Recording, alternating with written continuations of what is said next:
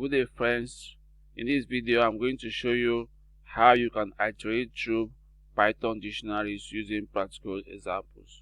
But first, before I start showing you the examples, we would like to know what are Python dictionaries. As most of us know, Python dictionaries are mutable Python containers. That means the values in the Python dictionary can change. And the Python dictionary stores mapping of unique keys to values. For example, let me show you a Python dictionary here. If I have a name dictionary, this is how a Python dictionary looks like. I could have a name as the key and the value as Michael. Then separated by a comma, I have another name as the key, age, with the values 42. Then I have another name, location, as a key with the value Lagos. Then I have another name, gender, as a key with the value male. Let me show you something about the Python key value. This is how a Python dictionary is arranged with key values pairs. For example, the first element has a key name with the value Michael. The second have the key age with the value 42. Now you will see that the values for the name key is a string Michael, but the value for the age key age is a number 42. Why is it like that? That's one feature, one very nice feature of Python dictionaries. The values can take on any data type. But as for the keys must be hashable type. That means the key must have a hash value. And what data types have hash value? Only immutable data types like string, int, and float. You name it. Any data type that is immutable has a hash value. Now, let's go through the iterations in Python dictionaries. Starting from before Python 3.6, Python dictionaries were unordered. That means when you are iterating through them, you cannot know what order it will appear in. But starting from Python 3.6, Python dictionaries became ordered containers. That means when you are iterating through them, it iterates through the dictionary based on the order they were created. But there are some differences based on Python versions, or sometimes if you have been deleting and adding to the dictionary, then the order of iteration might also change. Now, when you are iterating through a Python dictionary using a for loop, default behavior is to iterate over the keys in a for loop. Let me show you. Let's say something in named it. Let's just iterate through and say something here. Let's see what it will give out. You see it gives you only the keys. That's the default behavior. It gives you only the key, the name, the age, location, and gender keys. That's the default location, the default behavior. But you can get the values with a simple trick. Just say, by just using the key as the index to the dictionary. If you use the key as the index to the dictionary, it will show you the values. You see, we have name Michael, name and value, age 42, location Lagos, gender male. That's the default trick you can have. Now, there is also a method in Python. There's a method called .items. When you use the .items method on a dictionary, what it does is it iterates through the dictionary, giving you key value pairs as a tuple at once. Let me show you how it is like. Let's do .items on the dictionary and let's see what these items gives to you. Name tuple. You will see that it arranges everything in a tuple. The key comes first, the values come next. You see, say these items, name, Michael, key value pairs as a tuple. So understanding this behavior, when you are looping through it, you just unpack the date item view that was created. You see that the key comes first and the value comes next. So you can just unpack the tuple. Say for key value in named.items. We have unpacked the tuple. So say print key value.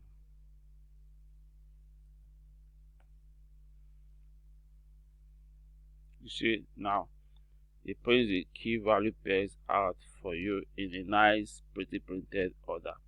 Now instead of the default behavior, we can iterate through the keys directly using the dot keys method of the dictionary. So let me show you how you can do this for key in named.keys.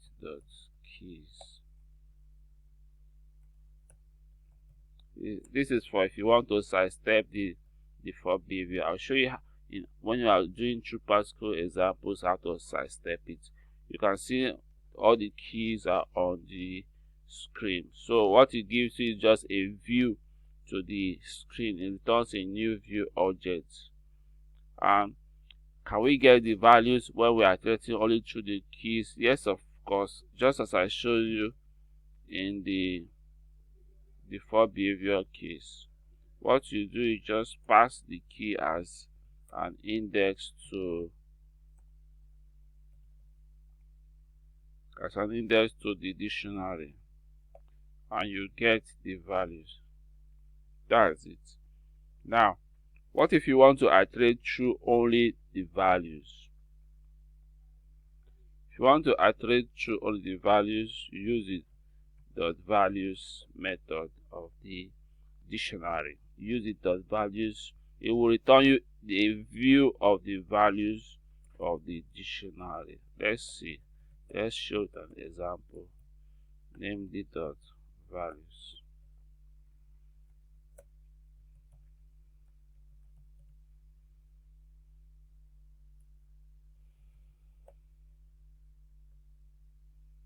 You can see we have only the values printed out.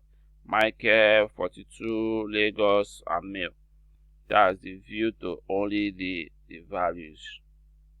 Now that we've seen how to iterate through the default, the .keys, .values, there's a nice feature with all these views given to you by .keys and .values.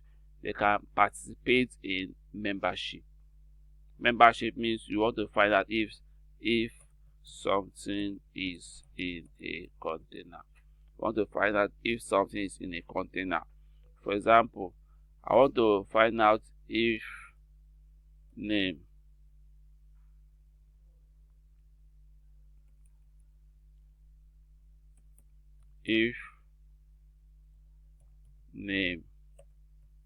in named.keys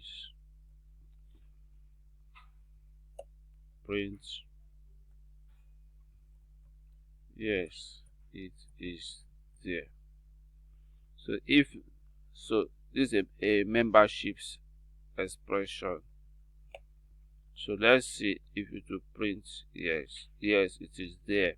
What if I say if location is in the keys membership? Yes, it is there. Now let's give it something that is not a key. What if I say fruits? What's fruits?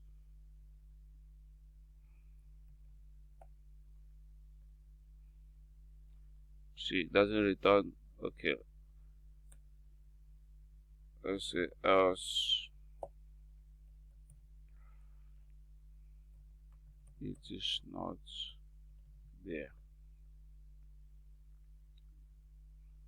See, it is not there. That means fruits is not there. Let me show you the membership for values.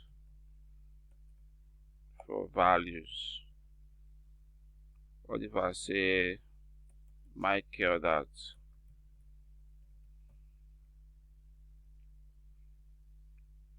says yes, is there. Now if I give it a value that is not, let's give it a value that is not in the value, see it is not there. So you see they can participate in membership conditionals. Now let me show you a simple trick you can use in iteration of dictionaries. We can modify values and keys. First, let's go with modifying values and keys. When you want to modify the values in a dictionary, what you just need are the keys and the original dictionary. For example, if I have, let me create a new dictionary. If I have a fruits dictionary with their prices, I say apple is $30, orange is $25,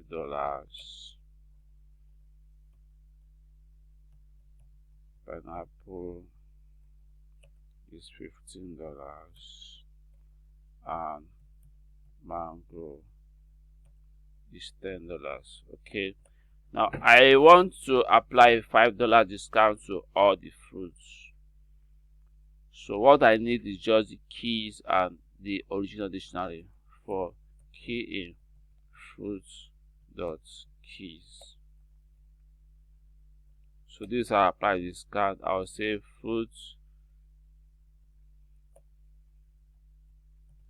give me the values, and what you do is just remove 5. So I'll say after discount,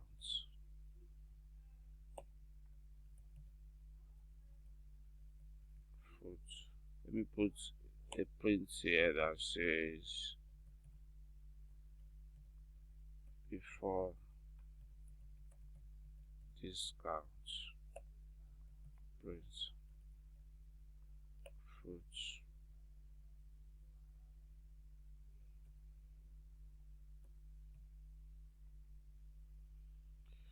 So this is what I did. I took the key and then I applied discount to the values of $5. So this is what you get. So you say before discount and after discount, we modify the values, changing everything, reducing every value by $5. That's it. But you cannot modify the keys directly. Remember, the keys are hashable, and so they are unique. You cannot change the keys directly. So what you need to do here, so if we have to modify the keys, we cannot do that directly to modify the keys. Let me show you what happens if I want to modify the keys directly to return a runtime error. I'll say let's say if key is orange, delete it. Delete fruit key. Let's see what will happen. To give you a runtime error, to tell you that you cannot modify, say runtime error. Dictionary change size during iteration. That's it. But I'll give you a trick on how to do that. What you do is that just change these keys, dictionary keys view, into a list. Change these keys so it's not directly interacting with the dictionary. Change it into a list, and then when you change it into a list, let's print what happens after modification. You see that orange is gone. Orange is gone. See, apple, pineapple, mango is what we have. Orange is gone. That's so. Just make sure it's not interacting directly with the dictionary, so it goes and modifies it on the back end. So let me show you some practical examples of what you can do with iteration of Python dictionaries. You can swap key value pairs. You can turn keys into values and values into keys. And to do that, you need to create a new dictionary. You cannot do that directly on the original dictionary. So let me create a new dictionary, an empty dictionary.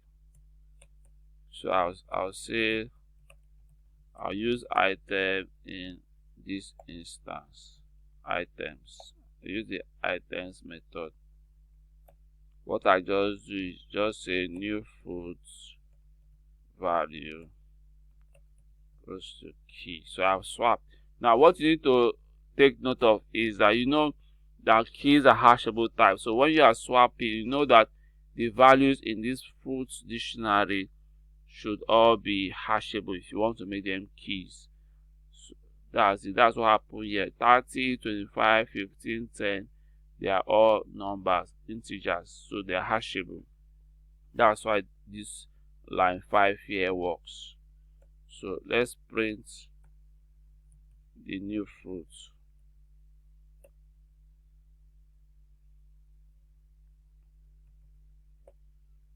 You see that I've changed this. You see now that the values are now keys and the keys are now values. That's one nice trick you can do with your knowledge of Python iteration of Python dictionary.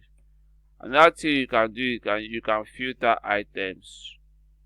For example, you want to filter based on maybe values are less or greater than or equal to this. I want you to get me all those things. What you do is you also need a new dictionary. Now let's filter. Let's say we want all the fruits that are which value are greater than 15 for key value in fruits dot items.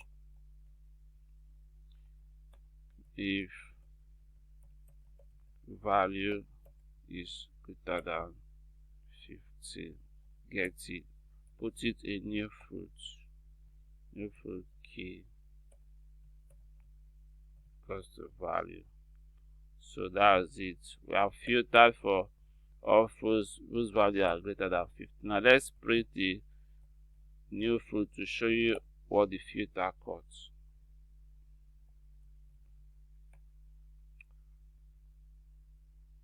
It cut only apple and orange, that the fruits whose values are greater than 15. That's for filtering. It's just nice, simple, it's beautiful. Now, what if I want to do some calculations? I say I want to calculate all the sum total of all the values. This is what I can do. I'll remove this. Let me give you a sum variable, initialize it with 0. So what I just do is I use .items to loop through the dictionary, and I say just give me add all the values. I could use the values because I'm not using the key. So let me just use the values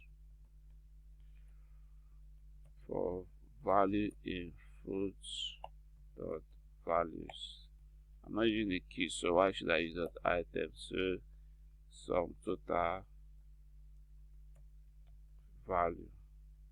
So what are we supposed to get? 30, 55, 55 plus 70, 80. We are supposed to get 80. Let's see if that's the correct answer for sum total.